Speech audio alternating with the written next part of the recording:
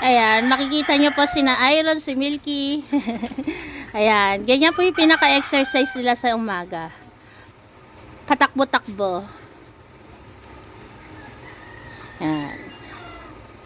Habang si Papa Pernan nila naglalaba doon sa likod ng bahay. Ayan, ayan si Milky. Ayan po yung exercise ni Milky, ni na Iron. Sina Janelle po tapos na rin lumabas. Ayan. Hindi namin sila pinagsasabay pag lumalabas, dalawa-dalawa lang kasi nga baka kung saan sila magyakaran tumakbo.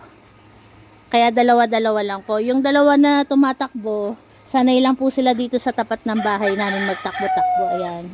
Paikot-ikot lang po sila. Ayan. Yan, tinatakbuhan po nila na yan. Malayo naman po sa kalsada. Ayan.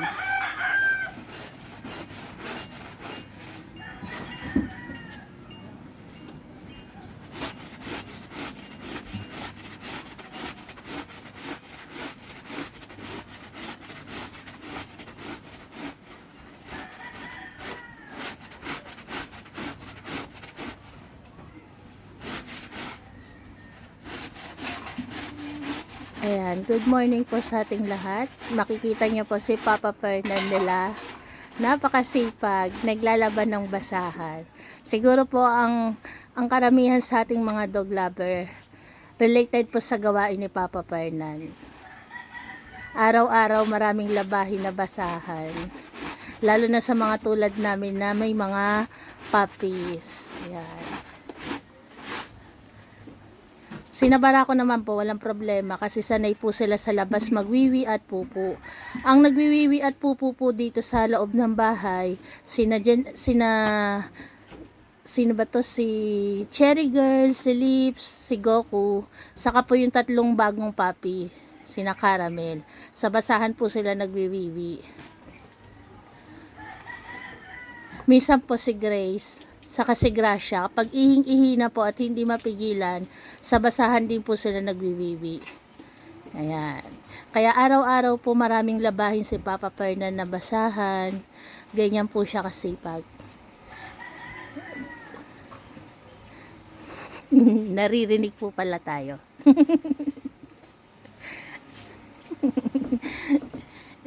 Inina ako na ngayon boses.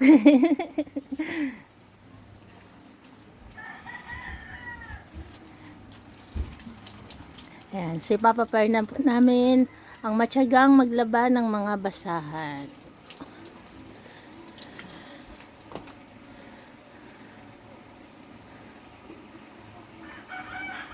Ayan, yung nilalaban niya po na yan, isang araw, buong maghapon lang pong gamitan.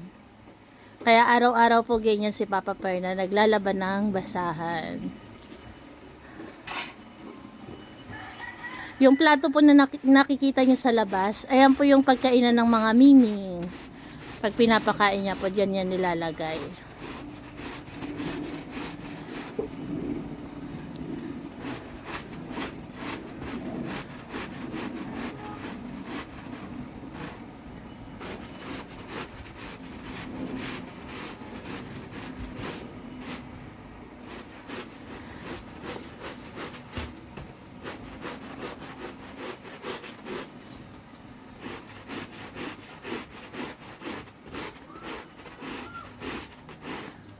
Ayan. Ganyan po. Hindi lang po kasimple ang gawain ni Papa Pernan sa bahay. Kahit po sabihin na wala siyang trabaho sa ngayon. Kasi ang ginagawa na lang po namin ay pagbablog. Pero hindi po ibig sabihin na sarap buhay lang po si Papa Pernan. Kasi halos maghapon po talagang lagi siyang busy. Tulad po nito, after niya po na ilabas si Barako, i-walk niya sa labas, ayan naman po, naglalaban naman po siya ng basahan. Tapos, pagkatapos niya maglaban ng basahan, syempre bibili naman po siya ng ulam namin. At kung may magtatanong naman po sa akin, bakit di ako gaanong nakikita sa mga gawaing bahay, gumagawa rin naman po ako, yun nga lang po, mas lamang ang gawain ni Papa Pernan. Ayan. sa ating mga for babies. Mm. Kaya kailangan talaga tayo yung kalimitan na mag-handle sa kanila. Kaya Yan. mas lamang tayo sa kanila. Mas lamang tayo sa trabaho. Kasi aminado naman po kami, kung hindi dahil kay Nabarako, hindi rin naman po kami magiging vlogger. Malaking tulong po sila sa amin. Kaya nagpapasalamat po kami sa binigay ng Diyos. Hindi man po kami binigyan ng tunay na anak, pero pinagpala po kami sa mga alaga namin. Sila, yung aming po mga for baby, sa pagbablog lang po namin yung ginagamit. Hindi po namin yung ginagamit sa Pagkakaperahan. Kasi unang-una po sa lahat, hindi po kami nang hihingi, wala po kaming inaabalang mga ano po namin, mga natin na dog lover, parent. pero aminado rin naman po kami na may nagbibigay, yun po ay kusa. Pero kung sasabihin po na hinihingian po namin dahil wala po kaming ganon, walang ganito, hindi po namin magawa. Ano na po kami, kontento na po kami sa sinasahod po namin dito sa pagbablog. Kaya maraming salamat po sa mga silent viewers namin, sa mga palaging nangangamusta sa amin. Salamat po kasi kung di rin po dahil sa inyo, hindi rin naman po kami magiging vlogger at unang-unang hindi rin po kami makakasahod. Kaya salamat po sa inyong lahat. Kaya sa mga nagsasabi po na pinakakaperahan namin yung mga for babies, hindi po totoo. Kumbaga nag-give and take lang po kami. Yung ginagawa namin para sa kanila at yung Sinasahod dumadating sa namin amin, para din sa kanila. Kaya yan po yung aming cycle. Kaya hindi po kami nagre-reklamo kung ano yung dumating sa amin, kung may magbigay o wala. Masaya na po kami kung ano po ang meron kami at nagagampanan po namin ng maayos ang aming obligasyon at Para po sa rin kanila. para sa aming mga for babies.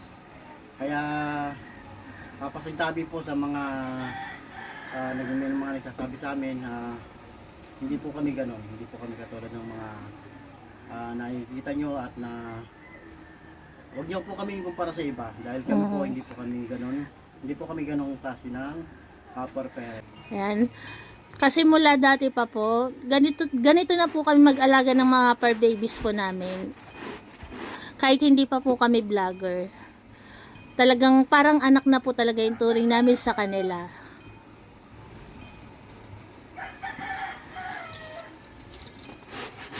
Ang pinagkaiba nga lang po ngayon, naging vlogger na kami. Kumikita kami sa FB dahil sa kanila. Yun po. At pinagpapasalamat po namin yun sa Diyos at sa kanila na rin po. Kasi kung hindi dahil sa kanila, hindi rin po kami makakaranas ng ganito.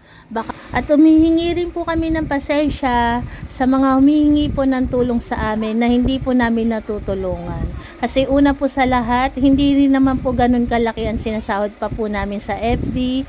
Kasi po hindi naman po porkit na may views, malaki na po yung sinasahod. Depende pa rin po yan sa nabibigay ng ads ni FB.